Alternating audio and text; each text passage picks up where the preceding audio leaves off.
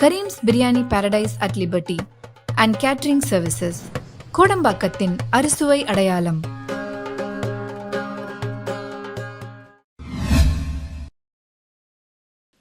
Rooster news நேயர்களுக்கு வணக்கம்.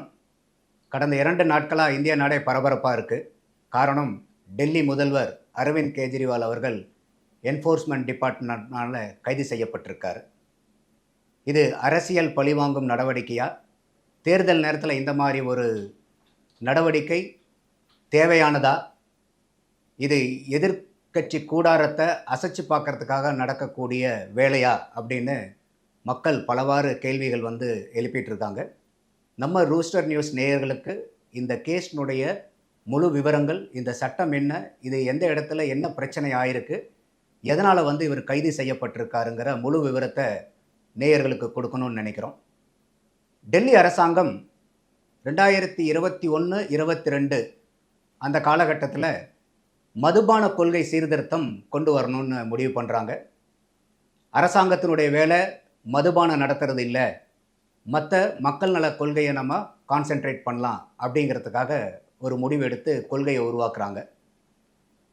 அதில் அவங்க சொல்கிறது என்ன காரணத்துக்காக இந்த கொள்கை வராங்கன்னா, ஒன்று அரசாங்கம் இதை விட்டு வெளியே வர்றது, ரெண்டாவது கஸ்டமர் எக்ஸ்பீரியன்ஸை என்ஹான்ஸ் பண்ணுறது, அதாவது வாடிக்கையாளர்களுடைய அனுபவத்தை நல்லபடியாக அதிகரிக்கிறது, மூணாவதாக வருவாயை பெருக்கிறது மதுபான விற்பனை மூலியமாக. இதில் இந்த சட்டத்தின் மூலியமாக கம்ப்ளீட்டாக கவர்மெண்ட்னுடைய ஷாப்ஸ், அதாவது கவர்மெண்ட் வென்ஸ் எல்லாத்தையுமே 600க்கு பக்கமாக இருந்ததை ஸ்டாப் பண்ணுறாங்க. 859 ப்ரைவேட் லைசன்ஸை இஷ்யூ பண்ணுறாங்க. அவங்க தான் இந்த இனிமேல் அந்த பார்களை பூராமே நடத்த போகிறது. அப்போ அந்த லைசன்ஸ் கொடுக்கும்போது அவங்களுக்கு என்ன சொல்கிறாங்கன்னா, டெல்லியில் இதுக்கு முன்னாடி வரைக்கும் எம்ஆர்பி என்னவோ அதுக்கு மட்டும்தான் அந்த மதுபானங்களை விற்பனை செய்ய முடியும். நம்ம தமிழ்நாட்டில் கூட பார்த்திங்கன்னா, கடைக்கு போனீங்கன்னா எம்ஆர்பிக்கு நீங்கள் வாங்க முடியாது, 10 ரூபா சேர்த்து கொடுங்கன்னு சொல்லிட்டு ஒரு பெரிய பிரச்சனையாக தமிழ்நாட்டில் வெடித்ததை நம்ம பார்த்துருப்போம். அந்த மாதிரி இல்லாமல் எம்ஆர்பிக்கு கீழேயே நீங்கள் விற்கலாம். ஏன்னா தனியாரை கொண்டு வரும்போது போட்டிகள் அதிகமாகும். போட்டி அதிகமாகும் போது நீங்கள் ஆஃபர்ஸ் கொடுக்கலாம். இன்னும் சொல்ல போகணுன்னா 1+1, 1 வாங்கினா 1 இலவசம், 2 வாங்கினா 3 இலவசம். நம்ம தமிழ்நாட்டு குடிமக்கள்லாம் ஐயோ என்னடா தெரியாதனமாக தமிழ்நாட்டில் வந்துட்டோமே, டெல்லியில் பிறந்திருந்தா பரவாயில்லைன்னு ஒரு அது ஏங்குற அளவுக்கு டெல்லி குடிமக்களை பார்த்து பொறாமப்படுற அளவுக்கு ஆஃபர்ஸ் எல்லாம் ஃப்ளோட் பண்ணலாம். என்ன காரணம்னா, இதை மக்களை அதிகமாக ஆஃபர்ஸ் கொடுக்கும்போது மக்கள் அதிகமாக குடிக்க ஆரம்பிப்பாங்க அப்படிங்கிறதுக்காக. நான் கூட ஆரம்பத்தில் கொள்கை சீர்திருத்தம்ங்கும் போது எங்கேயாவது மதுபானம் குடிக்கிறத குறைக்கிறதுக்காக இந்த சீர்திருத்தம் கொண்டு வராங்களோன்னு நானும் ஆரம்பத்தில் கொஞ்சம் சந்தோஷப்பட்டேன். பட் உள்ளார போய் பார்க்கும்போது தான் இந்த கண்டிஷன்ஸ் கொண்டு வராங்க. அடுத்தது இதில் இன்னொன்று முக்கியமானது பார்த்திங்கன்னா, 25 வயசு வரைக்கும், அதாவது 25 அதுக்கு மேற்பட்ட வயசில் தான் டெல்லியில் நீங்கள் மதுபானத்தை வாங்கவோ அருந்தவோ முடியும் சட்டப்பூர்வமாக. அதை என்ன பண்ணுறாங்க, 21 வயசாக குறைக்கிறாங்க. இந்த 25 வயசை 21 வயசாக குறைக்கும் போது பார்த்திங்கன்னா கணிசமான ஆட்களினுடைய எண்ணிக்கை அதிகமாகும். அப்போ குடிப்பவர்களுடைய எண்ணிக்கை அதிகரிக்கிறதுக்காக இந்த வயசை குறைக்கிறாங்க. அடுத்தது ட்ரை டேஸ் அப்படின்னு சொல்லுவாங்க. ட்ரை டேஸ்னால் என்னென்னா, எந்த ஒரு மாநிலத்திலையும் ஒரு குறிப்பிட்ட நாட்களுக்கு மதுபான கடையை மூடி இருக்கணும், மதுபான விற்பனை இருக்கக்கூடாது. உதாரணத்துக்கு பார்த்திங்கன்னா Gandhi Jayanti, independence day, republic day, Sankranti, Deepavali, இந்த மாதிரி ஆல்மோஸ்ட் ஒரு 24 நாட்களை இந்தியாவில் இந்த மாதிரி பட்டியலிட்டிருக்காங்க. டெல்லியில் இந்த சட்டம் கொண்டு வரதுக்கு முன்னாடி வரைக்கும் 21 நாட்கள் ட்ரை டேஸ் இருந்துச்சு. அதை இந்த சட்டத்து மூலியமாக என்ன பண்ணுறாங்க, டபால்னு 21லேருந்து 3க்கு கொண்டு வந்துடுறாங்க. அப்போ உடனடியாக 18 நாள் அந்த மதுபானத்தினுடைய விற்பனையை அதிகரிக்கிறதுக்காக சட்டங்களை கொண்டு வராங்க. அதோட ஹோட்டல், ரெஸ்டாரண்ட்ஸ், இந்த பாரில் எல்லாமே விடிய காலையில் 3 மணி வரைக்கும் நீங்கள் கடையை திறந்து வச்சிருக்கலாம். அப்போ இவங்க சீர்திருத்தங்கிற பேரில் இவங்க கொண்டு வந்த சட்டத்திட்டங்கள் மதுபானத்தினுடைய விற்பனையை எந்த அளவுக்கு துரிதமாக வேகமாக வளர்த்த முடியுமோ அதுக்குண்டான சீர்திருத்தமாக தான் இது தெரியுது. அதோட இந்த விற்பனை அதிகரிக்கிறது மூலியமாக கவர்மெண்ட்டுக்கு கணிசமான அமௌண்ட் வருமானமாக வரும். லைசன்ஸை இஷ்யூ பண்ணும்போது லைசன்ஸ் ஃபீஸிலும் நமக்கு இன்கம் கிடைக்கும் அப்படிங்கிறதுல கொண்டு வராங்க. எக்ஸைஸ் டியூட்டியும் பார்த்திங்கனாக்கா ஒரு குறிப்பிட்ட ஃபிக்ஸ்டு எக்ஸைஸ் டியூட்டியாக பண்ணுறாங்க. நீங்கள் எக்ஸைஸ் டியூட்டி ஃபார் லிக்வர்ஸ் நீங்கள் சர்ச் பண்ணி பார்த்தீங்கன்னா தெரியும். அது வந்து ஒரு 5 ஸ்லாப்ல இருக்கும். ₹24 வரைக்கும் சரக்கு இருந்தால் எவ்வளோ, உதாரணத்துக்கு 300% அதுக்கு. 24லிருந்து ₹50 வரைக்கும் இருக்கக்கூடிய அந்த குவாட்ஸ் ஆஃப் 750 mlக்கு ₹24 வரைக்கும் 300%. அதுக்கு மேலே ₹24லிருந்து ₹50 வரைக்கும் 225%. இது ஸ்லாப் 2. ₹50லிருந்து ஒரு ₹250 வரைக்கும் வந்து பார்த்தீங்கன்னா ஸ்லாப் 2ல் என்ன வருதோ அது ப்ளஸ் ₹50லிருந்து ₹250 வரைக்கும் உண்டானதுக்கு 80%. ஸ்லாப் 4 இந்த மாதிரி படிப்படியாக இந்த ஸ்லாப் கொடுக்குறாங்க. இவங்க என்ன பண்ணுறாங்கன்னா ஃபிக்ஸ்டாக எல்லாத்துக்கும் 12% வந்து எக்ஸைஸ் டியூட்டின்னு கொண்டு வராங்க. இது சட்டப்பூர்வமாக கொண்டு வராங்க. இதிலலாம் எந்த தப்பும் இல்லை. ஸோ இதெல்லாம் வந்து கொண்டு வந்து நவம்பர் 17, 2021 இந்த திட்டத்தை வந்து அமல்படுத்துகிறாங்க. இந்த திட்டத்தை அமல்படுத்தும் போதே இன்னைக்கு ஆம் ஆத்மி கூட கூட்டணியில் இருந்து போட்டி போடக்கூடிய காங்கிரஸ் கட்சியும் வந்து பார்த்திங்கன்னா அன்றைக்கி பெரிய எதிர்ப்பு இதுக்கு தெரிவிக்கிறாங்க. நிறையா போராட்டங்களை, மக்கள் போராட்டங்களை ஆங்காங்கே செய்கிறாங்க இதில். ஏன்னா இது வந்து வயசை வந்து நீங்கள் 25லேருந்து 21க்கு குறைக்கிறீங்க, 3 மணி வரைக்கும் விடிய தண்ணி அடிக்கலாங்கிற அளவுக்கு உங்கள் ஸ்கீம்ஸ் இருக்குது, ட்ரை டேஸ் வந்து 21லேருந்து 3 குறைச்சிட்டிங்கன்னு இந்த அளவுக்கு வந்து போராட்டங்கள் அன்றைக்கி வந்து வெடிச்சுது. பட் இருந்தாலும் இது சட்டப்பூர்வமாக கவுன்சில் ஆஃப் மினிஸ்டர்ஸில் அப்ரூவ் ஆகி கவர்னருக்கு ஒப்புதல் கொடுத்து இதை இம்ப்ளிமெண்ட் பண்ணியாச்சு. இது வரைக்கும் ஒன்றும் பிரச்சனை இல்லை. ஏன்னா அது சட்டப்பூர்வமாக அவங்க நிறைவேற்றியிருக்காங்க. எந்த ஒரு ஆளுங்கட்சிக்கும் சட்டத்தை நிறைவேற்றுறதுக்கு உரிமை இருக்குது, அவங்களும் கொண்டு வந்து இது பண்ணுறாங்க. இதில் என்ன பிரச்சனை வருதுன்னா, நரேஷ்குமாருங்க சீஃப் செக்ரட்டரி வந்து ஜூலை 2022 சீஃப் செக்ரட்டரியாக வரார். அங்கே தான் இது வெடிக்குது. அவர் வந்த உடனே இது எல்லாத்தையும் பார்க்கும்போது சட்டம் ஒரு மாதிரி இருக்குது, நடைமுறை ஒரு மாதிரி இருக்குது, நிறைய இடத்துல மீறல்கள் இருக்குது, சட்டத்துக்கு புறம்பான முடிவுகள் எல்லாம் எடுத்திருக்காங்க. இதுக்கு தனியாக வந்து எந்த விதமான ஒப்புதல் வந்து அமைச்சரவையிலையோ இல்லை வந்து சட்டப்பூர்வமாக அங்கீகரிக்கவே படலை.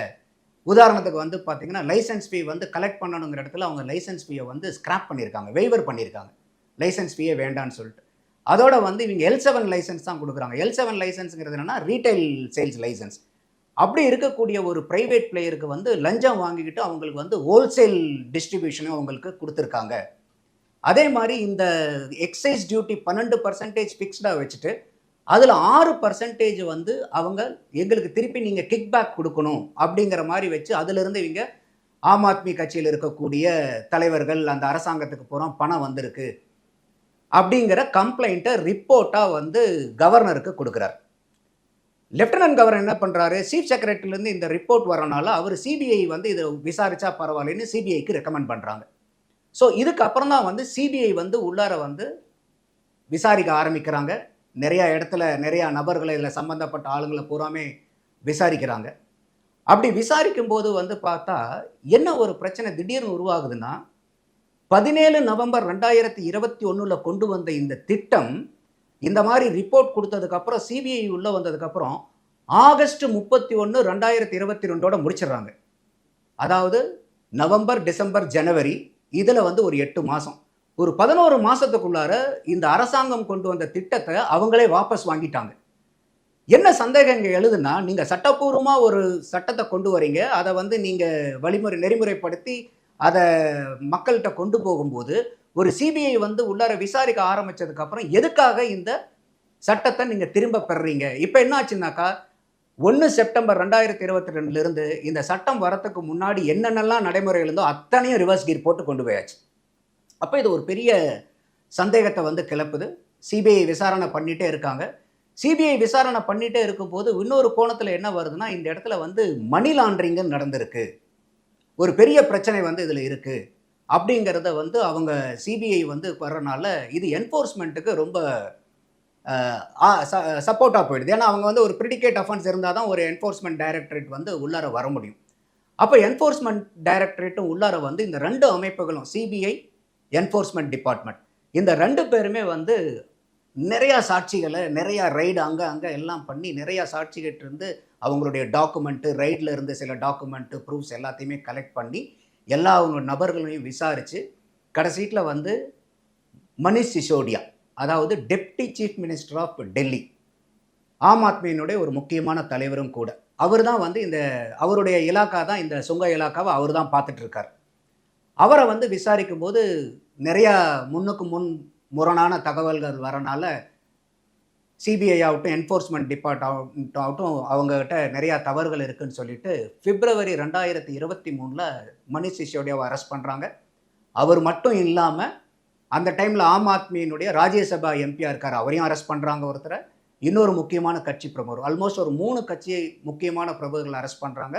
அதோட மெயின் அக்யூஸ்டு, இதில் ஈடுபட்டிருக்கக்கூடிய மற்ற ஆளுங்கள் ஆல்மோஸ்ட் ஒரு 14 பேர்த்த வந்து அவங்க வந்து சுற்றி வளைச்சு உள்ளே எடுக்கிறாங்க. ஸோ விசாரித்து சாட்சியங்களை பூராமே ரெக்கார்ட் பண்ணுறாங்க.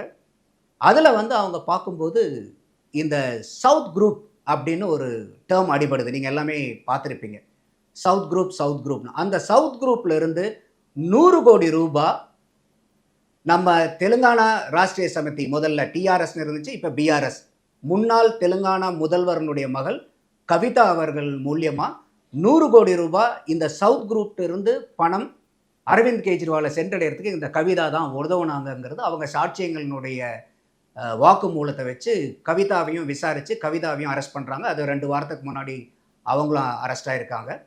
அவங்களும் கோர்ட்டில் வந்து இல்லை, எனக்கு இந்த மாதிரி அரெஸ்ட் ஆனதுக்கு வந்து எனக்கு ப்ரொடெக்ஷன் வேணும், கோர்ட் மூலியமாக எனக்கு பெயில் வேணும்னு கேட்கும்போது கோர்ட் வந்து தெளிவாக சொல்லிடுது, இது வந்து எந்த முகாந்திரமும் இல்லை உங்களுக்கு பெயில் கொடுக்கறதுக்கு. அதோட இது வந்து பிஎம்எல்ஏ ஆக்ட் மூலியமாக, மணி லாண்டரிங் ஆக்ட் மூலியமாக ரொம்ப ரொம்ப கடினம் பெயில் வாங்குறது. ரொம்ப, ஏன்னா என்ஃபோர்ஸ்மெண்ட் டிபார்ட்மெண்ட்டுக்கு அவ்வளோ பவர் கொடுத்துருக்காங்க. ஏன்னா மணி லாண்டரிங் அவ்வளோ முக்கியமான சீரியஸான ப்ராப்ளம்ங்கிறனால. அப்போ கோர்ட் வந்து தெளிவாக கவிதா அவங்களுக்கு சொல்லிடுது, இந்த மாதிரி பெயில் கிராண்ட் பண்ண மாட்டேன்ட்டு. ஸோ அவங்களும் உள்ளர போகிறாங்க.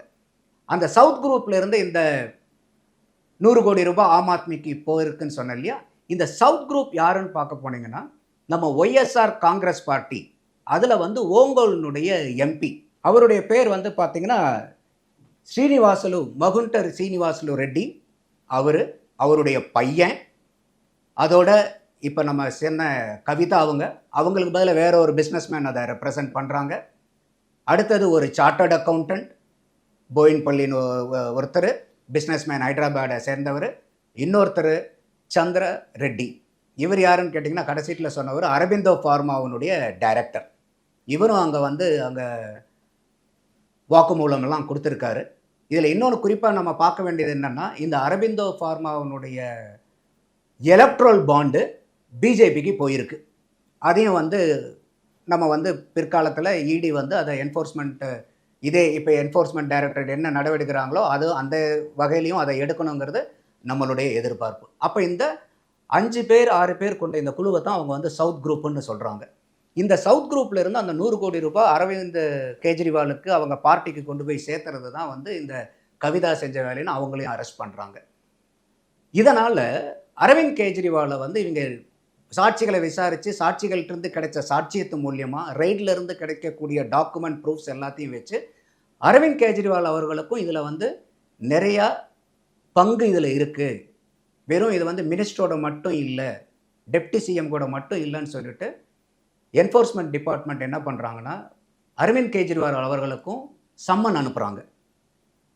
மார்ச் மாதமே சம்மன் அனுப்பிச்சு மார்ச் மாதமே இவங்க அரெஸ்ட் பண்ணிடல. பார்க்க போனீங்கன்னா போன அக்டோபர் 2023 ஃபஸ்ட்டு அவங்க வந்து சம்மன் கொடுக்குறாங்க, இவர் போகலை. நவம்பரில் சம்மன் கொடுக்குறாங்க, போகலை. டிசம்பரில் கொடுக்குறாங்க, போகலை. ஜனவரியில் கொடுக்குறாங்க, போகலை. பிப்ரவரியில் கொடுக்குறாங்க, போகலை. மார்ச்சில் கொடுக்குறாங்க, போகலை. ஆல்மோஸ்ட் 9 சம்மன் என்ஃபோர்ஸ்மெண்ட் டிபார்ட்மெண்ட் இந்த அரவிந்த் கெஜ்ரிவாலுக்கு இங்கே வாங்க, உங்களை விசாரிக்கணும், இந்த மாதிரி சாட்சியங்கள்லாம் இருக்குது, உங்கள் மேலே எங்களுக்கு சந்தேகம் இருக்குது, நிறைய கேள்விகள் இருக்குது, இதுக்குண்டான பதில்களையும் தெளிவான விளக்கங்களையும் உங்கள்கிட்ட இருந்து எதிர்பார்க்குறோம், வாங்கன்னு கொடுக்கும்போது அரவிந்த் கெஜ்ரிவால் அதை நிராகரிச்சுக்கிட்டே போகிறார். அதோட கோர்ட்டில் போய் எனக்கு இந்த கேஸ்லேருந்து பெயில் கொடுங்கன்னு சொல்லிட்டு டெல்லி கோர்ட்லேயும் ஒரு பெயில் எடுக்கிறார். ஆனால் என்ஃபோர்ஸ்மெண்ட் டிபார்ட்மெண்ட்டுக்கு இந்த பெயிலெல்லாம் ஒத்து வராது. நான் ஏற்கனவே சொன்ன மாதிரி அந்த அளவுக்கு வந்து அந்த பிஎம்எல்ஏ ஆக்ட் வந்து மோர் பவர் வந்து இடிக்கு கொடுக்குது. அப்போ இந்த 9 சம்மனும் வந்து அரவிந்த் கெஜ்ரிவால் வந்து அதை ரொம்ப அண்டர் எஸ்டிமேட் பண்ணிட்டார். நான் வர முடியாது, நீங்கள் பண்ணுறதை பண்ணுங்கிற அளவுக்கு போய்கிட்டு இருக்கு. இந்த சூழ்நிலையில் தான் வந்து அரவிந்த் கெஜ்ரிவால் முந்தானேத்து இரவு அவருடைய இல்லத்தில் வச்சு என்ஃபோர்ஸ்மெண்ட் டிபார்ட்மெண்ட்னால கைது செய்யப்படுறார். இப்போ நம்மளுடைய கேள்வி என்னன்னா, அரவிந்த் கெஜ்ரிவால் அவர்களுக்கு 9 அக்டோபர் மாதத்தில், அக்டோபர், நவம்பர், டிசம்பர், இப்போ 6 மாதம் வரைக்கும் 9 சம்மன். வேற யாராவது சாதாரண மனிதர்கள் தப்பு செஞ்சிருந்து என்ஃபோர்ஸ்மெண்ட் டிபார்ட்மெண்ட் வந்து சம்மன் கொடுத்தா இவரளவுக்கு காலகட்டங்கள் கொடுப்பீங்களா? எதுக்காக அவருக்கு ஸ்பெஷல் ட்ரீட்மெண்ட்? ரெண்டாவது, என்ஃபோர்ஸ்மெண்ட் டிபார்ட்மெண்ட் இத்தனை நாளாக அவரை அரெஸ்ட் பண்ணாம ஏன் எலெக்ஷன் வரும்போது நீங்கள் அவரை அரெஸ்ட் பண்ணுறீங்க? இது ரெண்டாவது பாயிண்ட். அப்போ இதில் அரசியல் பழிவாங்கும் நடவடிக்கை இருக்கான்னு பார்த்தா கண்டிப்பாக இருக்கு. இதில் இல்லைன்னு மறுக்கிறதுக்கு யாருக்குமே வாய்ப்பு இல்லை. ஏன்னா இன்னைக்கு எந்த ஒரு கட்சியும் அடுத்த கட்சி என்ன தப்பு பண்ணணும்னு கண்ணில் விளக்கெண்ணை விட்டுட்டு பார்த்துட்டு இருக்காங்க. ஏன்னா இது வந்து எலெக்ஷனுடைய நேரம். அப்போ நமக்கு என்ன சந்தேகம் வருது அப்படின்னா, அரவிந்த் கெஜ்ரிவால் அவர்கள் 9 சம்மன் கொடுத்தும் வராமல் விட்டுருக்கீங்க என்ஃபோர்ஸ்மெண்ட் டிபார்ட்மெண்ட். இது சாதாரண மக்களுக்கு பொருந்துமா? நீங்கள் 2, 3 சம்மன் கொடுத்தாலுமே நீங்கள் வந்து வரலன்னா உடனடியாக நடவடிக்கை எடுக்கிறீங்க. ஏன் அரவிந்த் கெஜ்ரிவாலுக்கு இவ்வளோ லாங் ரோப் கொடுத்தீங்க? இந்த லாங் ரோப் கொடுத்ததுக்கு உண்டான காரணம் எலெக்ஷன் நேரத்தில் அவரை நீங்கள் அரெஸ்ட் பண்ணி அவருடைய பேருக்கு களங்கம் வர வைக்கணுங்கிறதுக்காகவா? இந்த மாதிரி பல சந்தேகங்கள் வருது. நீங்கள் அரெஸ்ட் பண்ணக்கூடிய வாய்ப்பு இருந்தும் ஏன் நீங்கள் இவ்வளோ நாள் அரெஸ்ட் பண்ணல? அரெஸ்ட் பண்ணனதை நம்ம தப்புன்னு சொல்லலை. அரெஸ்ட் பண்ணனதை ஏன் வந்து எலெக்ஷன் வரைக்கும் வெயிட் பண்ணீங்க? இது நம்மளுடைய கேள்வி. இதுக்கு இவருக்கு அரவிந்த் கெஜ்ரிவாலுக்கு ஆதரவாக வாதாடக்கூடிய வக்கீல் யாருன்னு பார்த்தீங்கன்னாக்கா அபிஷேக் அவர்கள். அவர் யாருன்னு கேட்டிங்கன்னா காங்கிரஸ்னுடைய ராஜ்யசபா எம்பி. காங்கிரஸ் தான் இந்த திட்டத்தை எதிர்த்து வந்து அந்த காலத்திலே வந்து இந்த சட்டத்தை கொண்டு வரும்போது போராடினாங்க. இப்போ காங்கிரஸினுடைய ராஜ்யசபா எம்பி தான் அவருக்கு வக்கீலாக வந்து கோர்ட்டில் வாதாடுறாரு.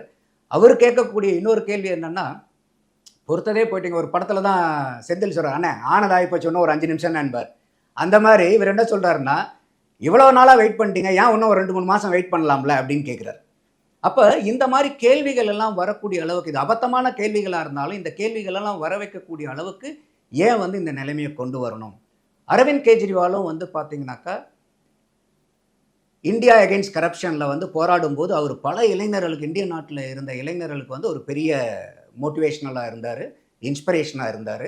ஸோ இந்த மாதிரி ஒரு சட்டத்திட்டங்களை கொண்டு வரும்போது இந்த மாதிரி ஒரு ஊழல்கள் நடக்காமல் பார்த்துக்க வேண்டியது அவருடைய ரொம்ப ரொம்ப முக்கியமான பொறுப்பு. அதாவது ஐஏசியிலிருந்து ஆரம்பித்து, ஏன்னா ஊழலுக்கு எகென்ஸ்டாக அவர் குரல் கொடுத்து தான் இன்னைக்கு வந்து ஒரு சாமானியனும் முதல்வராகலாங்கிற அளவுக்கு வந்து பல பேருக்கு, பல கட்சிகளுக்கு முன்னுதாரணமாக இருந்திருக்காரு.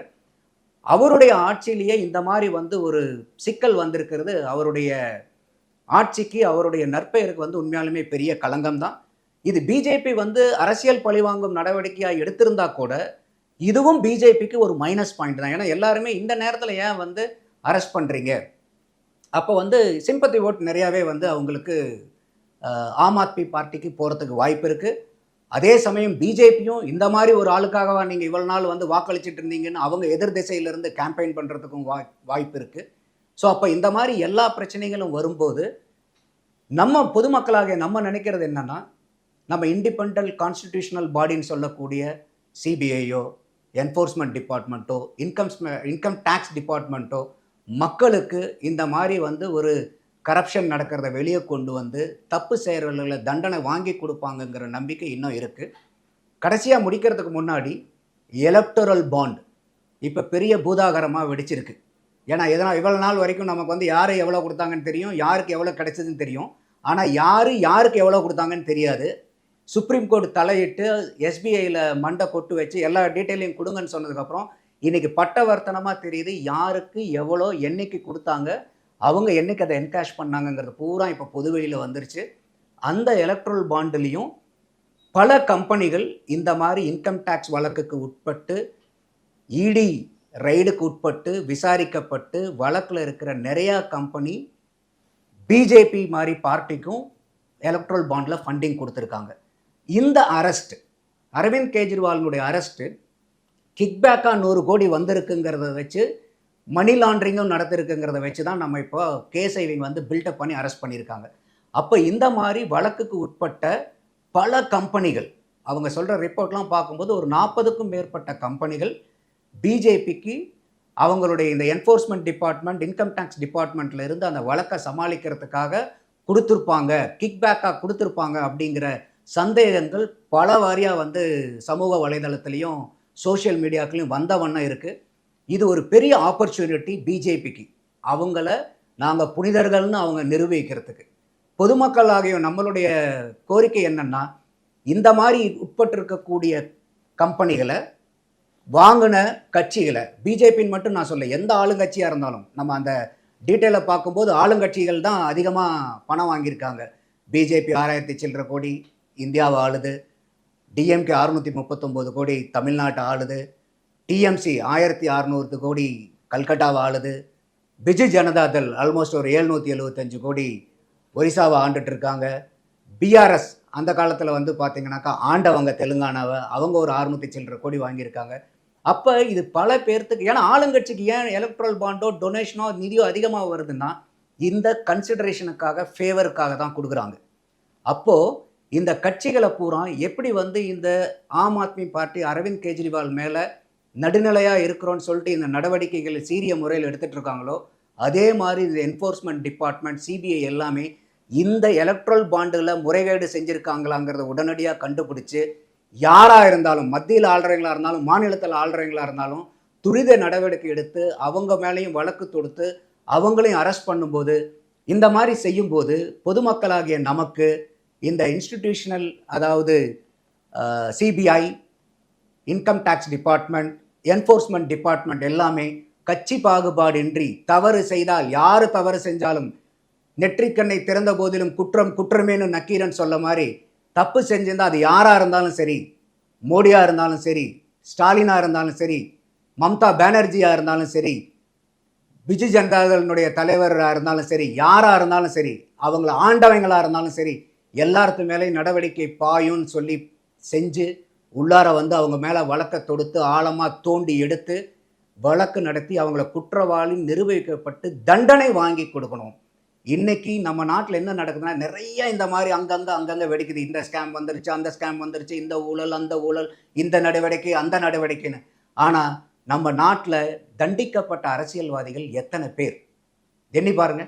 அப்போ பொதுமக்களாக நம்ம எல்லாருமே ஏங்கக்கூடியது என்னன்னா, சட்டம் இருக்கட்டும், சட்டம் எல்லாத்து மேலேயும் பாயட்டும், ஆனால் தப்பு செஞ்சவங்களுக்கு தண்டனை நிச்சயம் கிடைக்குங்கிறத நம்மளுடைய அமைப்புகள் நிரூபணப்படுத்தணும். மக்களுக்கு வந்து நம்பிக்கையை உண்டு பண்ணணும்.